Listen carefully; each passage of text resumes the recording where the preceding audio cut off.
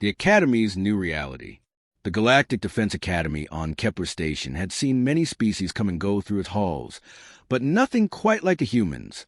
Commander Kravax, a towering Vorthack with chitinous armor plating and 4 arms, watched the newest batch of human cadets with barely concealed disgust. His mandibles clicked in irritation as he observed their chaotic formation.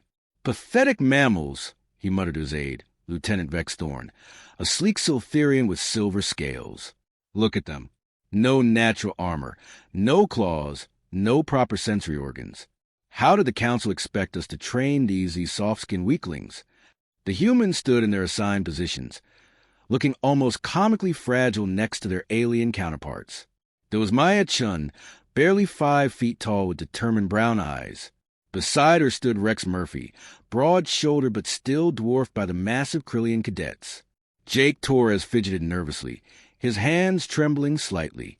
Sarah Blake kept her chin up, defiant despite the obvious intimidation tactics. And then there was Cass Rivera, who seemed to be analyzing everything with calculating green eyes.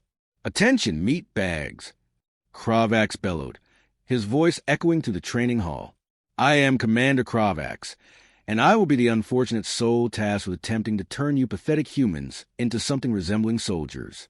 Though I suspect it would be easier to teach a glorboid slug to pilot a starfighter." A few of the alien cadets chittered with amusement. The Krillians, massive bear-like creatures with natural exoskeletons, looked down to humans with obvious superiority. The Zephyrians, tall and ethereal with translucent skin, seemed almost bored by the entire proceedings.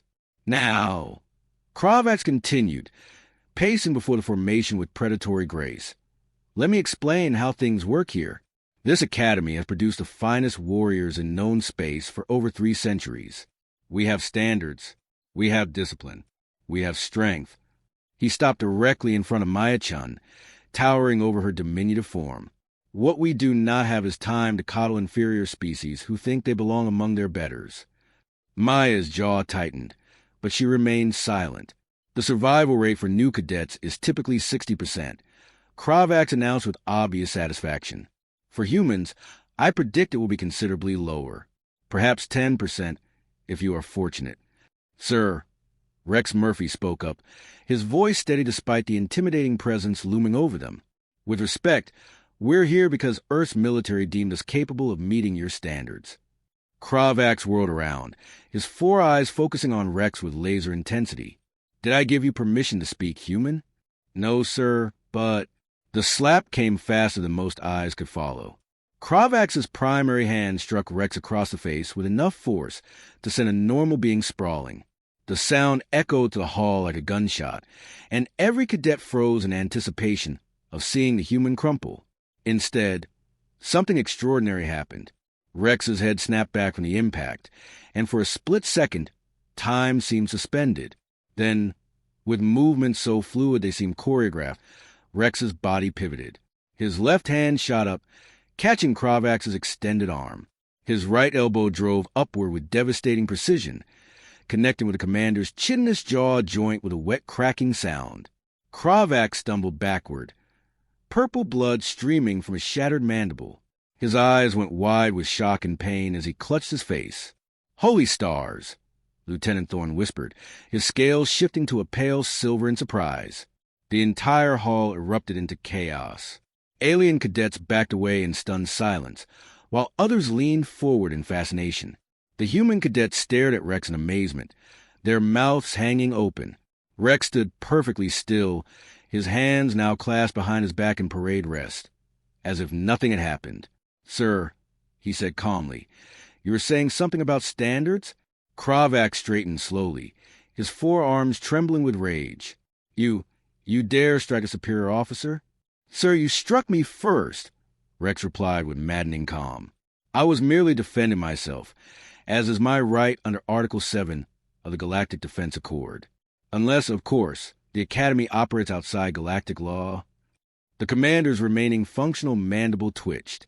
Rex was technically correct, and everyone in the hall knew it.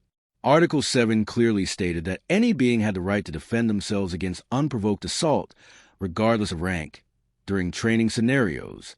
Clever, Kravax hissed through his broken jaw. Very clever, human.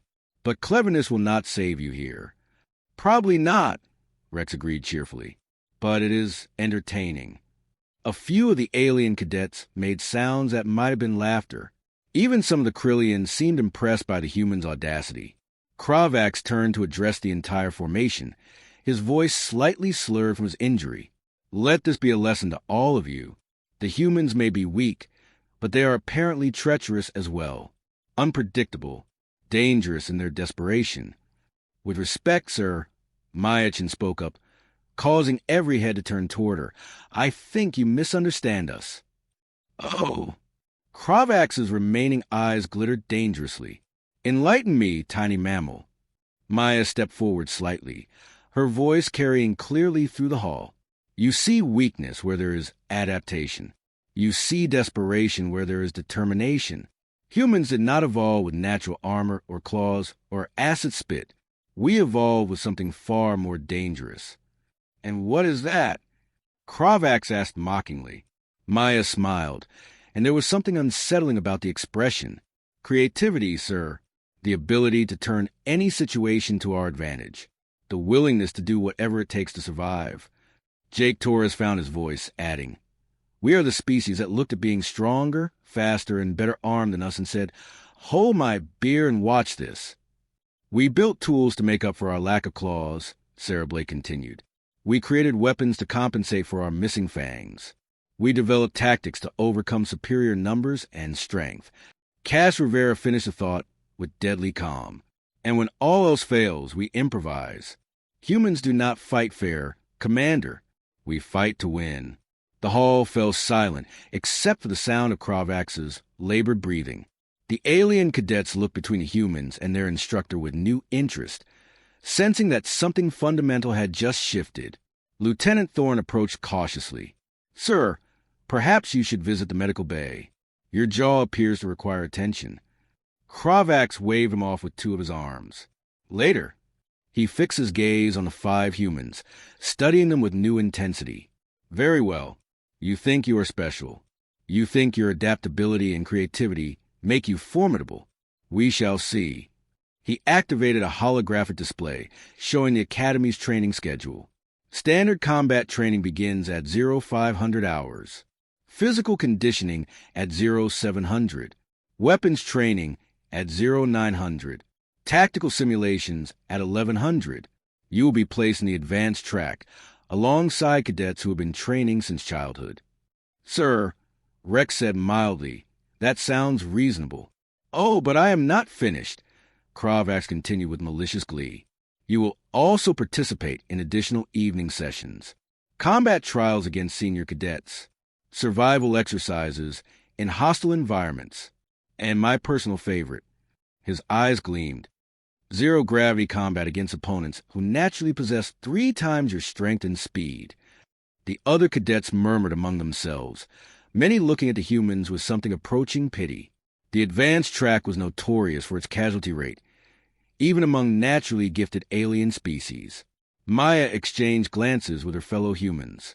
When do we start? Tomorrow, Kravax announced. But first, you will complete the initiation trial tonight. All new cadets must pass through the Gauntlet to earn their place here. The Gauntlet?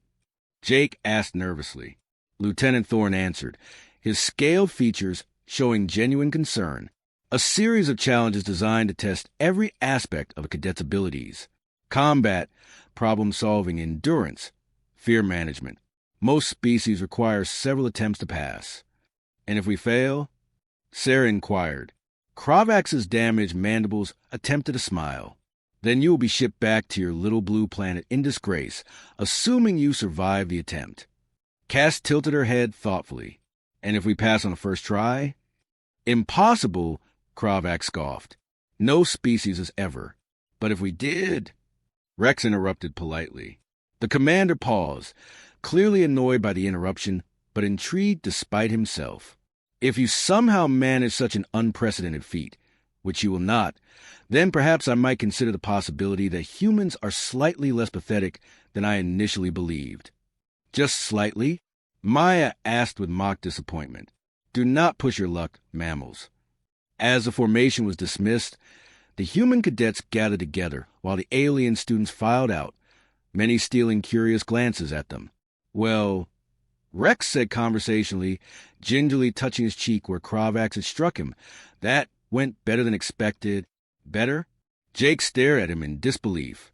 "You just assaulted our commanding officer on the first day." "Technically, he assaulted me first," Rex corrected. "I merely responded appropriately." Sarah shook her head with grudging admiration. "The look on his face when you broke his jaw was priceless. I have never seen a Vort hack so shocked." "The question is," Cass mused, "what do we do now? This Gauntlet thing sounds designed to eliminate us before we even begin real training." Maya's expression grew thoughtful. "Then we make sure it does not eliminate us. Rex is right about one thing. We need to show them what humans are really capable of." "And what exactly are we capable of?" Jake asked, still looking worried. Maya smiled that unsettling smile again.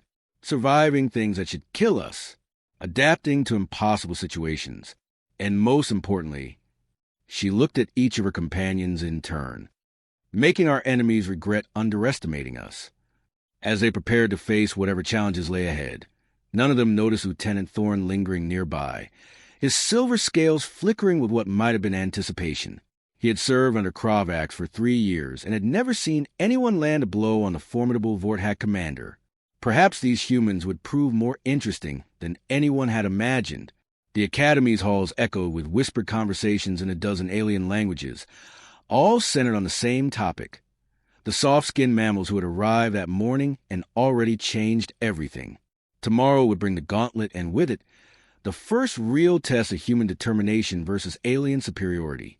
The stage was set for something unprecedented in the Academy's long history: the Gauntlet's revelation.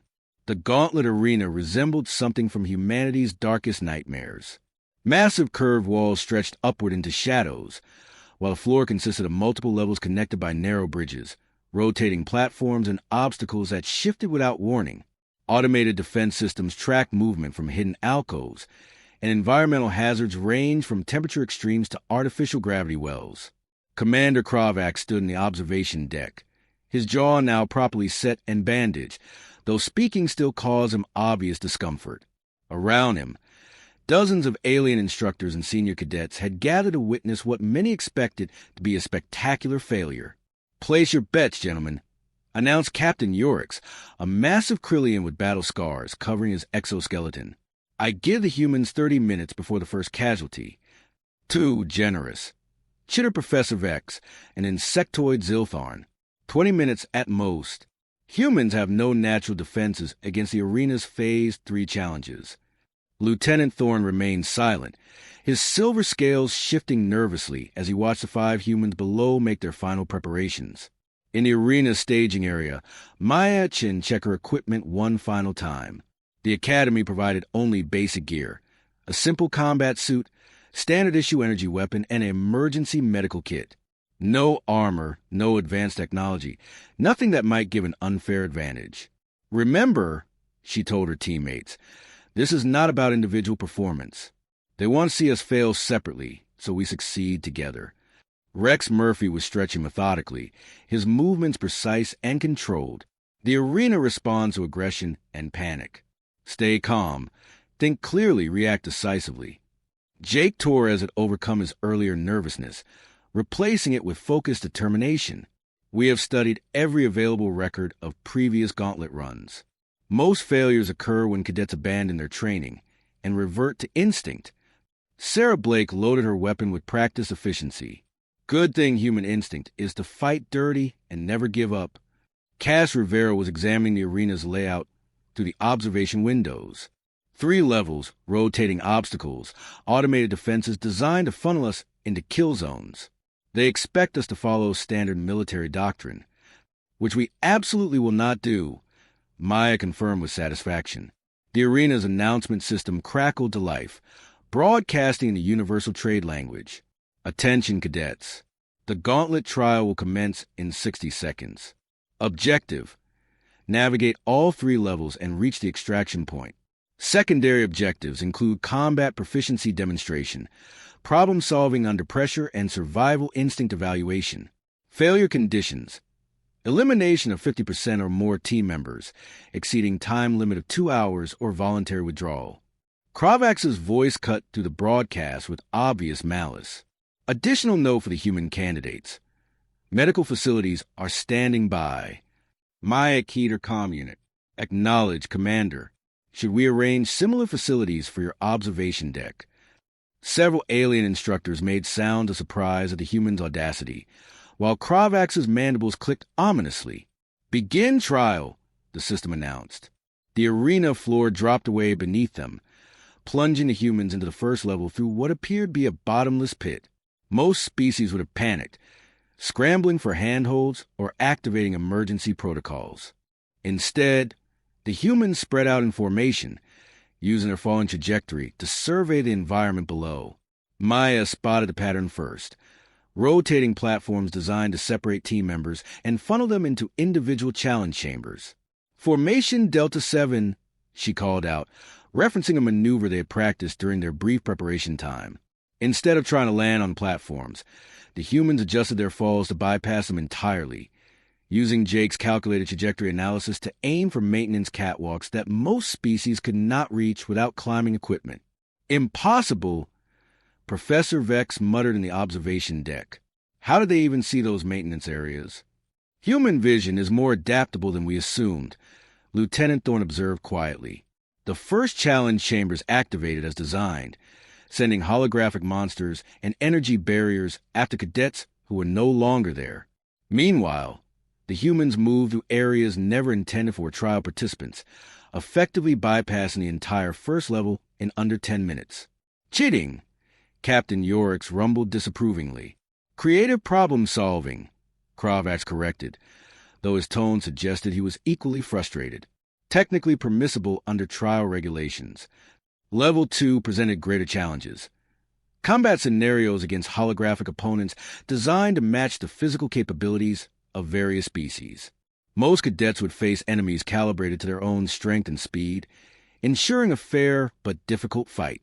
The humans encounter projections based on Kryllian warriors, towering powerhouses with massive claws and incredible durability. Any normal cadet would engage in direct combat and eventually wear down their opponents through superior technique. Rex Murphy studied his holographic opponent for exactly 3 seconds before shooting it in what would have been its knee joint, causing the massive projection to stumble. Before it could recover, Sarah Blake had flanked it and targeted its sensory organs with precision shots that would have been impossible for most species to achieve. They are fighting like humans, Cass observed with satisfaction as she coordinated their movements through rapid hand signals. Jake Torres was not engaging his opponent at all. Instead, he had located the projection generators and was systematically disrupting their power supplies using techniques that no Academy instructor had ever seen before. How does he know our technical specifications? Professor Vex demanded. He asked the maintenance staff yesterday. Lieutenant Thorne replied after checking his notes. Apparently, humans consider technical manuals to be leisure reading. Level 3 was the final challenge. A maze filled with environmental hazards, rotating gravity fields, and psychological warfare designed to break down team cohesion and individual resolve. Most species approached it methodically, mapping routes and avoiding dangers while dealing with fear-inducing stimuli and physical discomfort. The humans took a different approach entirely. Maya, Rex called out as artificial lightning filled the corridor ahead of them. Remember that story you told about your grandmother? The one where she rewired her house during a blackout because she was bored? Maya replied, already moving toward the electrical hazards instead of away from them. That one, Rex confirmed cheerfully. What happened next violated several laws of physics and most principles of common sense. Maya began manipulating the arena's own electrical systems, rerouting power flows to create safe passages where none should have existed.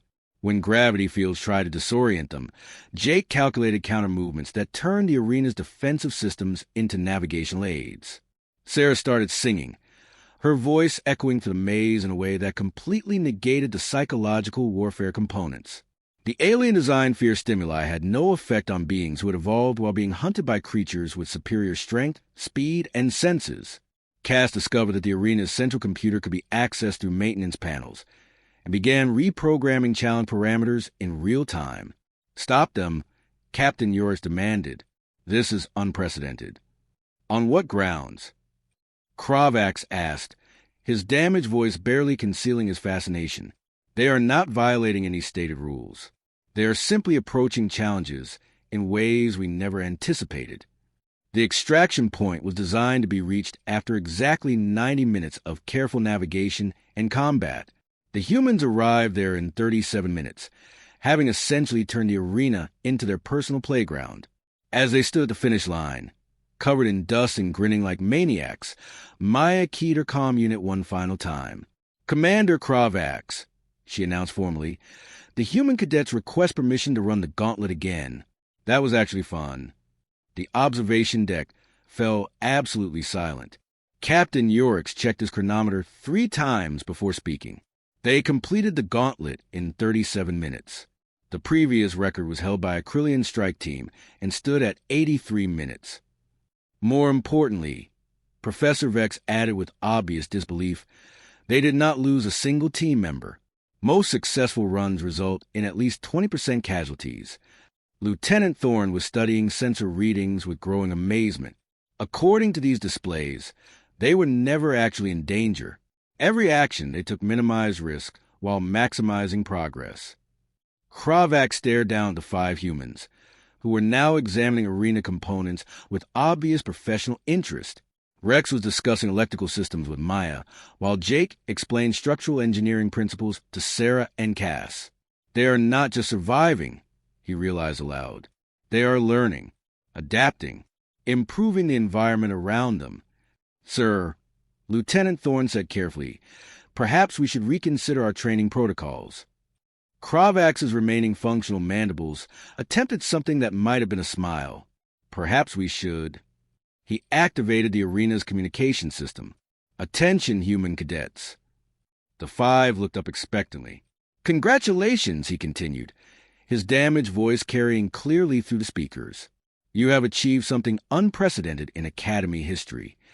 "Thank you, sir," Maya replied. "Does this mean we can try level 4? Every alien in the observation deck turned to stare at her. "There is no level 4, Kravax informed them. "There could be," Cass suggested helpfully. "We have some ideas for improvements." "Improvements?"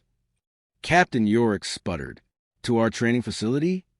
"Well," Rex said diplomatically, "it is very well designed for testing alien species. But humans might benefit from some additional challenges." "Such as?" Professor Vex inquired, his curiosity overcoming his indignation.